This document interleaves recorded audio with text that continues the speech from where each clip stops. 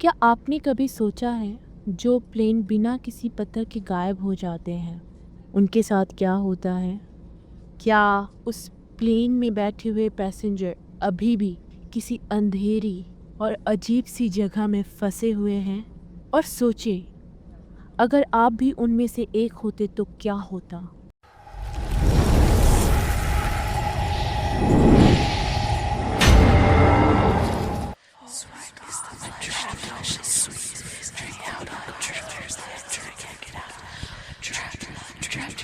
वो एक आम रात थी जब मैं कराची से दुबई जाने वाली फ़्लाइट में बैठी थी।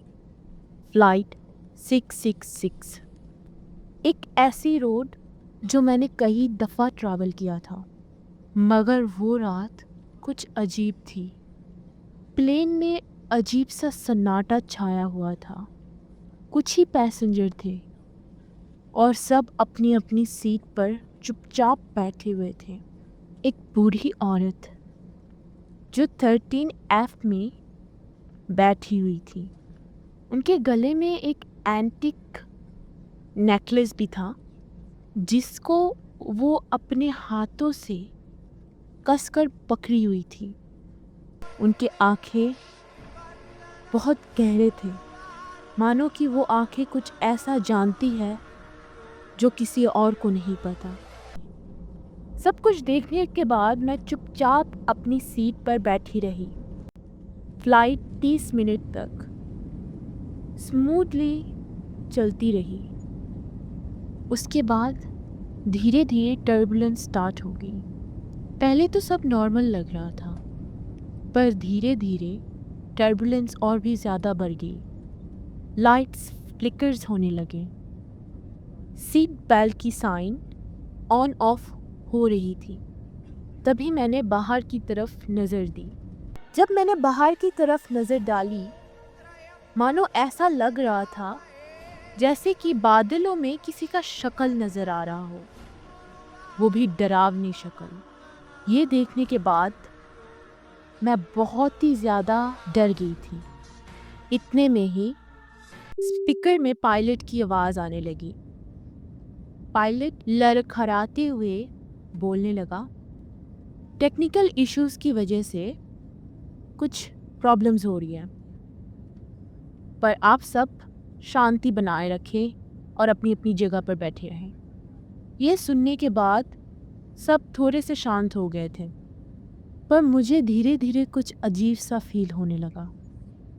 इतने में ही 13F वाली बूढ़ी औरत मेरी तरफ देखने लगी और वो कुछ बड़बड़ाने लगी जो मैं समझ नहीं पा रही थी।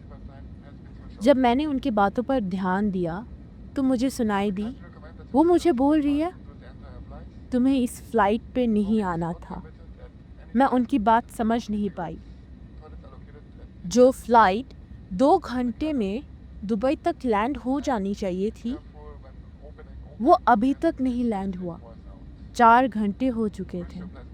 धीरे धीरे फ्लाइट में रहे लोग सब पैनिक होने लगे। विंडो के बाहर मुझे किसी की परछाई नजर आई। जब मैं ध्यान से देखने गई तो वहाँ पर कुछ नहीं था।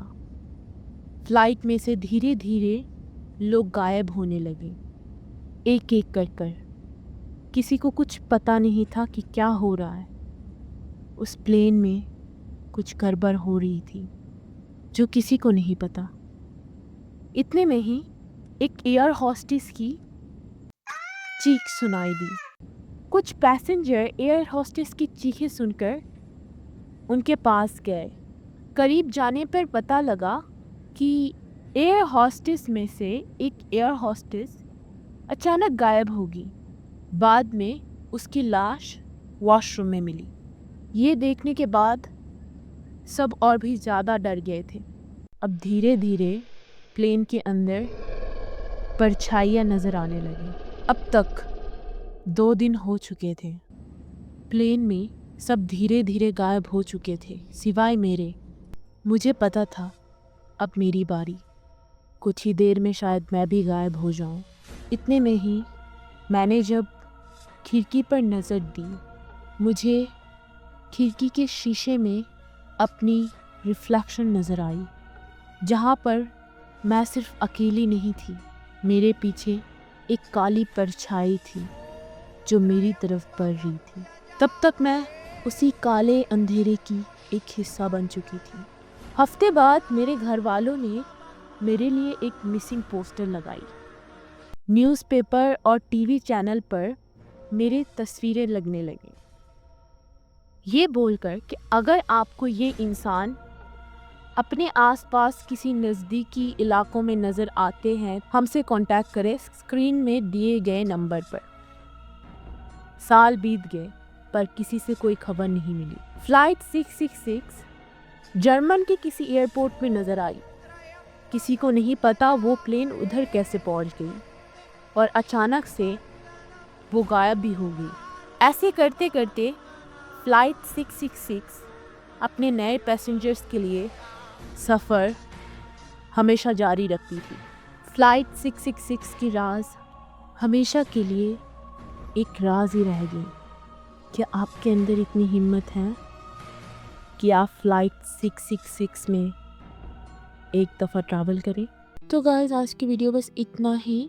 If you like this video, like and subscribe and हाँ, बेल आइकन को भी दबा देना। अगर वीडियो बहुत अच्छी लगी तो अपने दोस्त और फैमिली मेम्बर से शेयर करना ना भूलना। और एक बात, अगर आप फ्लाइट 66 की ट्रैवल नहीं करना चाहते तो यार सब्सक्राइब कर दें। ये मेरी विनती है, मुझे सब्सक्राइबर चाहिए। प्लीज़ कर दे यार, if you are new to this channel.